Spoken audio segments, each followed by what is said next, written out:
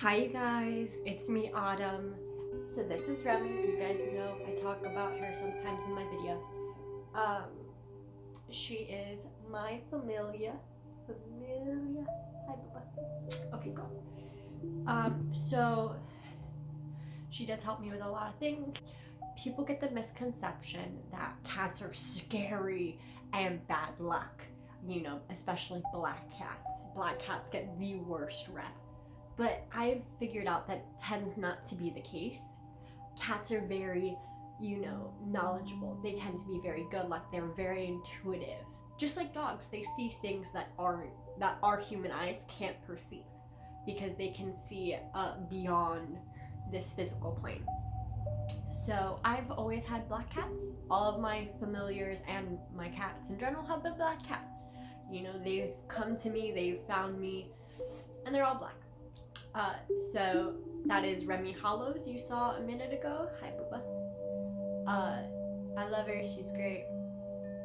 So, and my very first familiar I had named Lucky. And everybody was like, why would you name her Lucky? And I was like, because she's lucky. And I didn't really make the connection black cat equals luck, like bad luck versus good luck. And I don't make that connection. I was just like, to me, she's very lucky. Like, I was very lucky she came into my life, lucky. So cats are amazingly good luck. They're very intuitive. They're very protective. If you find a familiar or a cat, even if it's not a familiar, even if it's not a guide, and it's just your pet, they're very protective. Maybe even more so than dogs, or just as protective as dogs. They get a bad rap because people think, oh, they're elusive, oh, they look at me creepy. But it's been proven if a cat stares at you, it's because she has genuine interest in you, or he has genuine interest in you. They find you intriguing. They show their love through flicking their tail, through biting you. That's an actual way cats show their love. So instead, when people are like, oh, this cat bit me, I was playing with it and it bit me, oh, it doesn't like me, that's not the case. They could either be play biting, or they could be, hey, I love you, let me lick you and bite you, because that's what mom cats do. When they clean their kittens, they also nip their kittens. So, that's another way to tell if your cat likes you, and it's another sign that gets misconstrued. Misconstrued.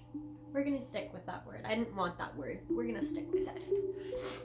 So, those are some reasons or some things that people don't understand about cats. I know my cats, when anybody ever walked into my house, she would stand by the front door and intently watch who walked in and who walked out. And if she didn't like who was coming towards my door, like, she would hiss. And I would know, okay, this person doesn't have good intentions, this is not a good person, and to stay away. Now, I don't know why black cats are attracted to me. I don't know why any of that is. It just is. I also,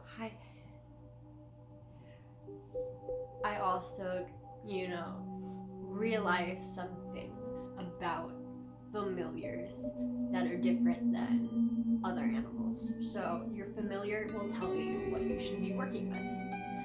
So, and a lot of people, again, they think it's funny. So if you put, let's say, rosemary or basil or some sort of smell near your cat, if your cat backs away, it's not because the scent is too intense. It could be that, but it also could be that that cat doesn't want you to work with that scent, because I know I've laid out a lot of different herbs, and my cat loves basil. My cat hates lavender. She will do sage. She likes the smell of sage. And so those are also other ways that prove to me, like, okay, maybe these are what I should be working with rather than, lavender or some other scent, some other herb. Same with crystals. The crystal your cat wants to play with the most tends to be the one that has the most energy and the most, how would I word it? Tends to be the one that can give you the biggest impact on whatever you're doing, whether it's a spell or ritual or just, overall protection. Like, I know right now I made a amethyst necklace. Amethyst works so for me. I tend to stick with tiger's eye, obsidian, and some other stones like that because those work best for me. And I know she loves jade. She loves it. Like, there's not a time I can put a jade stone anywhere in my room or anywhere. And I have a lot of stones throughout my room. She won't touch any of the stones except for the jade. And she'll play with it. Like, she will try and whack it off a desk or, a counter. If it's on the floor, she'll try to pick it up and move it, She just likes to play with it. So I know that that's a really good stone for me, but also for her, to protect her. So now, with that being said, and stones and smells and stuff, what you should take into consideration is putting a stone around your cat. So you know how like people have the little bells around your cat? Put a stone.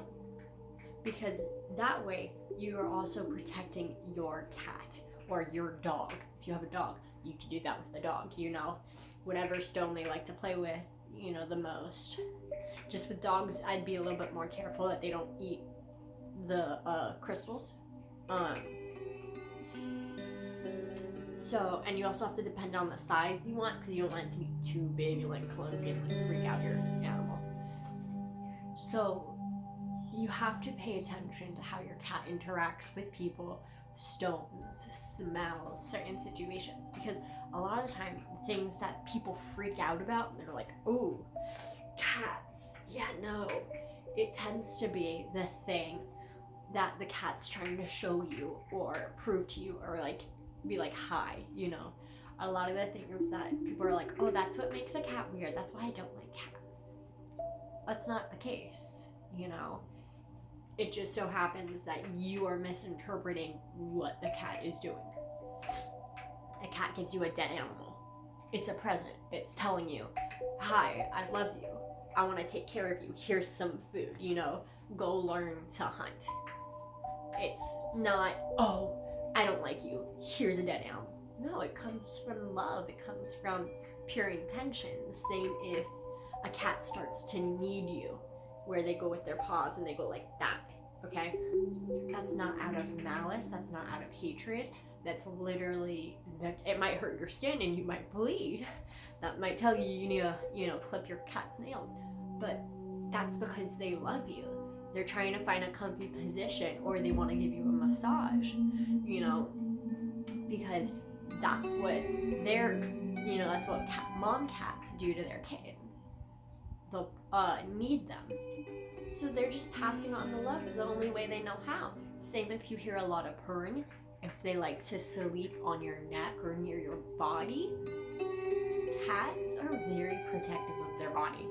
If they're willing to sleep next to you, it means they trust you completely to fall asleep. It means that they feel safest near you. And that's amazing. A lot of people are like, oh, cats, they're antisocial. No, cats are way more social than dogs if you raise them properly. And if you give them the proper love that they need and deserve. My cat comes with me everywhere. I have a backpack for her. Loves human interaction. I walk her. I take her on a leash. She's completely fine with that. Like, she clings to me. She likes to ride on my shoulder when I'm driving. She likes to see the world. She'll sleep in my lap, or she'll climb on my shoulder and look around. They're very inquisitive creatures. You just have to know how to interact with them. You can't handle them like a dog, but you kind of can. Like, I've trained her to come when I call. I play hide and seek with her. I play fetch with her. I've trained that into her so that she can be more dog-esque. That's also because, she doesn't know she's a cat. She likes to sleep in plant pots because I have a lot of plants around.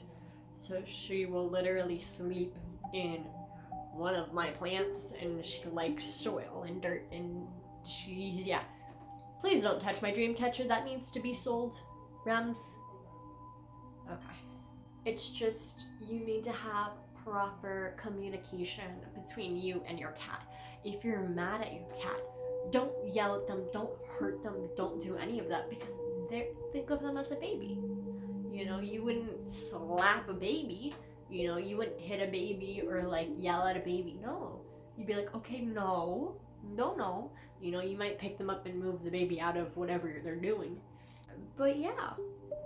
So I hope that could help. I know this video is a little all over the place. I might not ever put it up. I might just edit the whole thing out. I don't know. We'll find out. Other than that, you guys, I love you guys. See you guys next autumn. Well, actually, I'll see you for the rest of autumn. I hope you guys continue to be the best human beings you can be. Yeah, I love you. Bye.